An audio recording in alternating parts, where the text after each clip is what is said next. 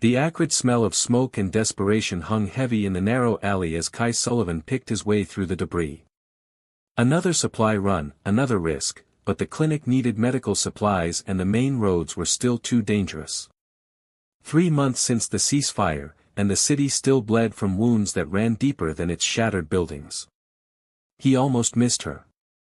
Tucked between an overturned transport and a pile of rubble, she lay motionless, a figure so still he initially mistook her for more debris.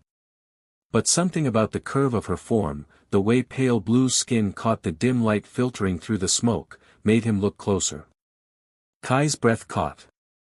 She was Lunari. He recognized the elegant bone structure, the delicate features that marked her species as one of the galaxy's most refined. But this one was broken. Her red curly hair was matted with dirt and blood, her clothes torn and stained. She was so thin her ribs showed through the tears in her fabric, and her breathing was so shallow he had to lean close to detect it. "Hey," he whispered, crouching beside her. "Can you hear me?" Her violet eyes snapped open, wide with terror. She tried to scramble backward, but she was too weak. A soft whimper escaped her lips as she pressed herself against the wall, trembling. "It's okay," Kai said, keeping his voice low and gentle. He slowly raised his hands, showing they were empty. "I'm not going to hurt you. I'm a medic. Do you understand?" She stared at him, those impossibly beautiful eyes darting between his face and his hands. When he reached for his medical kit, she flinched so violently she nearly fell over. All right, he murmured, settling back on his heels. "No sudden movements. I get it." For long minutes, they simply looked at each other. Kai had seen trauma before, too much of it in recent months, but something about her broken stillness cut deep. Lunari were known for their grace, their diplomatic prowess, their pride. This one looked like she'd forgotten how to hope. "I have food," he said finally, slowly pulling a ration bar from his pack. He placed it on the ground between them and scooted back. "And water. When you're ready." She didn't move, but her eyes fixed on the food with desperate hunger. Kai settled against the opposite wall, making himself as non-threatening as possible, and waited. The city's distant sounds filled the silence, emergency sirens, reconstruction machinery, the occasional shout. Finally, with movements so careful they seemed choreographed, she reached for the ration bar. 3 months had passed since Kai brought her to his clinic. She'd accepted the corner cot he'd offered, though she still flinched whenever anyone moved too quickly. The other relief workers had learned to announce themselves before entering her space, to move slowly, to keep their voices soft. She still hadn't told him her name. "Morning," Kai said gently, setting a tray of food on the small table nearby. Real food this time, he'd managed to trade for some vegetables and protein that wasn't processed into bars. "How did you sleep?" She looked up from where she sat cross-legged on the floor, a medical journal open in her lap. Over the weeks, she'd begun reading everything he left within reach, absorbing languages and information with startling speed. Her violet eyes met his briefly before dropping back to the page. "Better," she said, her voice still barely above a whisper. It was the most she'd spoken in days. Kai's heart lifted. Each word felt like a small victory. "That's good. The nightmares?" She shook her head, then hesitated. "Less frequent." He nodded, settling into the chair across from her. They'd developed this routine, shared meals where he talked about his day, his work, anything that might help her feel less alone. She rarely responded, but she listened. He could tell by the way she tilted her head, the questions in her eyes. "I need to make a supply run to the Eastern District today," he said, taking a bite of the reconstituted protein. "The medical transport finally got through the checkpoint. Should be back before evening." Something shifted in her expression. "Dangerous?" The question surprised him. It was the first time she'd asked about his well-being. "Not too bad. The route's been cleared, and I know the terrain." She nodded slowly, then returned to her reading. But Kai caught the way her fingers tightened on the journal's edges. When he returned that evening, bloodied and exhausted from a supply convoy ambush, she was waiting. Without a word, she guided him to a chair and began cleaning his wounds with steady hands. Her touch was gentle but sure, and for the first time since he'd found her, she didn't pull away when their skin made contact. "Thank you," he murmured. She looked up, and for a moment, he saw something new in her eyes, not just trust, but care. "You saved me," she said simply. "Now I help save others." "What's your name?" he asked softly. "Vela," she whispered. "My name is Vela." 2 years had changed everything. Kai watched from across the diplomatic reception hall as Vela moved through the crowd with fluid grace. Her pale blue skin seemed to glow under the soft lighting, and her red curls had been styled into an elegant updo that showcased the natural beauty of her features. She wore a flowing diplomatic dress that complemented her coloring, and when she spoke, people leaned in to listen. She was magnificent. "The Lunari delegation is lucky to have her," Ambassador Chen remarked, following Kai's gaze. "She's become quite the force in the peace negotiations. 3 different trade disputes resolved this month alone." Kai nodded, pride swelling in his chest. Vela had thrown herself into learning after that first breakthrough, mastering not just common tongue but 6 other languages, studying diplomatic protocols, cultural nuances, and interspecies law. Her natural intelligence, combined with her lived experience of the war's devastation, made her uniquely qualified to broker peace. But watching her now, confident and radiant, commanding the attention of senators and ambassadors, he felt the distance between them like a physical ache. "Excuse me," he murmured, stepping away from the ambassador. He found himself on the reception hall's balcony, looking out over the city they'd both helped rebuild. The lights below sparkled like stars, a testament to resilience and hope. "Hiding from your own success." Kai turned to find Vela approaching, her formal composure softening into something more familiar. In private moments like this, he could still see traces of the frightened woman he'd found in that alley, but now they were layered beneath strength and purpose. "Just getting some air," he said. "You were impressive in there. The way you handled the Centauri concerns about the mining rights." "I learned from the best," she said, moving to stand beside him at the railing. "You taught me that patience and understanding can achieve more than force." They stood in comfortable silence, watching the city breathe beneath them. When she spoke again, her voice was softer, more intimate. "Do you ever regret it? Finding me?" The question caught him off guard. "Regret? Vela, you've become powerful," she finished. "I know. But sometimes I wonder if you missed the simplicity of who we were before."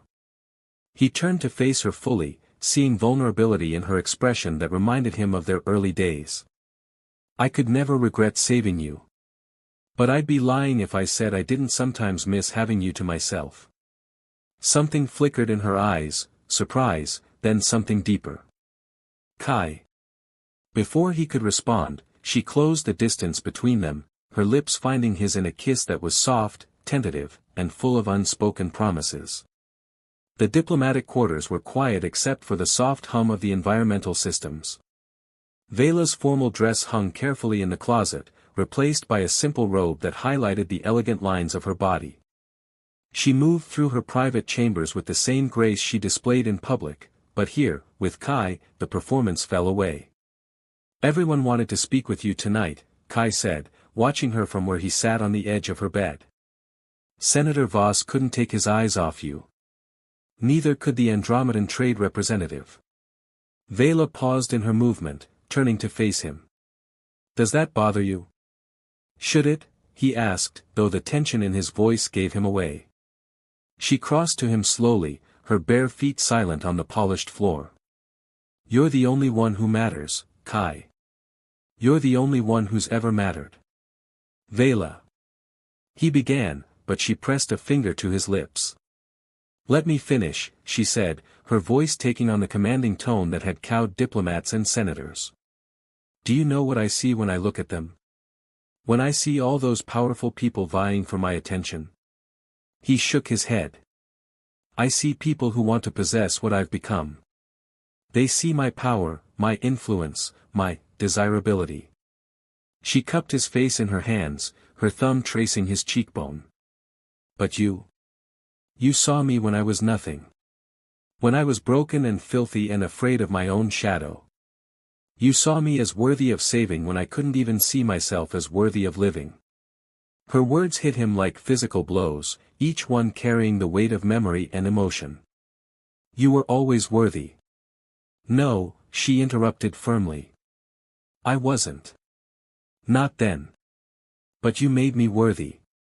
Your kindness, your patience, your refusal to give up on me, that's what gave me the strength to become this. She gestured to herself, to the elegant chambers around them. This person they all want. She exists because you believed in her first. Kai pulled her down onto his lap, his arms encircling her waist. I didn't save you to own you, Vela. I saved you because it was right. I know, she whispered against his lips. That's exactly why I choose you. Not from gratitude, not from obligation, but because you're the only one who loved me when I had nothing to offer in return. When she kissed him this time, it was with the full force of her transformed self, confident, passionate, and utterly certain. Her hands tangled in his hair as she deepened the kiss, and he could taste the sweetness of her desire, the salt of tears he hadn't realized she was crying. I love you, she breathed against his mouth. I love you, and I'm yours, and I need you to know that everything I've become, I became for us. Dawn light filtered through the tall windows of Vela's chambers, casting everything in soft gold and blue. She lay curled against Kai's chest, her red curls spread across his shoulder like silk. Her breathing was deep and even, peaceful in a way that still amazed him, no nightmares, no sudden startles, just the trust of complete vulnerability. I can hear you thinking, she murmured without opening her eyes. Kai's hand stilled where it had been tracing lazy patterns on her bare shoulder. Sorry. Didn't mean to wake you. You didn't. She shifted to look up at him, violet eyes clear and bright. What's on your mind? The future, he admitted. Your career is taking off. The Galactic Council is talking about offering you a permanent position on the Peacekeeping Commission. That's huge, Vela. It's what you've worked for. She was quiet for a long moment, her fingers tracing the scar on his chest from an old shrapnel wound. And you think I'll choose it over you? I think you should consider it. You've become something extraordinary. I won't be the one to hold you back. Vela pushed herself up, straddling his hips, her hands braced on his chest. The movement was graceful, confident, but her expression was serious. Do you remember what you told me, that first day? When I finally started eating? Kai thought back, trying to recall the exact words. That you deserve to live. You said that everyone deserves a chance to choose their own path. That survival isn't enough, we need purpose, connection, love. Her hands moved to cup his face. You gave me the chance to choose, Kai. So now I'm choosing. The commission offered me a position based on my work here. Here, with you, in the place where we built something beautiful together. She leaned down, brushing her lips against his. They want me to stay, to continue the peace process from this sector. I can have the career and the man I love. Relief flooded through him, followed immediately by worry. Are you sure? I don't want you to regret. The only thing I would regret, she interrupted, is walking away from the person who taught me how to be whole again. They see a powerful diplomat, a skilled negotiator, a beautiful woman. But you? You see Vela. Just Vela. And that's all I've ever wanted to be. She kissed him then, deep and sure, and he could taste the certainty of her choice. When they broke apart, she smiled, that radiant expression that had become her signature in diplomatic circles, but which he knew was reserved for him alone. Besides, she said, settling back down against his chest, Someone needs to keep the idealistic relief worker from getting himself killed on supply runs. Kai laughed, pulling her closer. I think I can live with that arrangement. Outside, the city continued its morning rhythm, the sound of construction, of lives being rebuilt, of a future taking shape. And here, in the quiet intimacy of their shared space, two people who had saved each other planned the next chapter of their story. I love you, Vela whispered against his skin. My rescuer. My partner. My choice. I love you too, he replied, pressing a kiss to the top of her head. My miracle. My equal. My future. And in the growing light of dawn, surrounded by the city they'd helped heal, they held each other close and dreamed of all the tomorrows yet to come.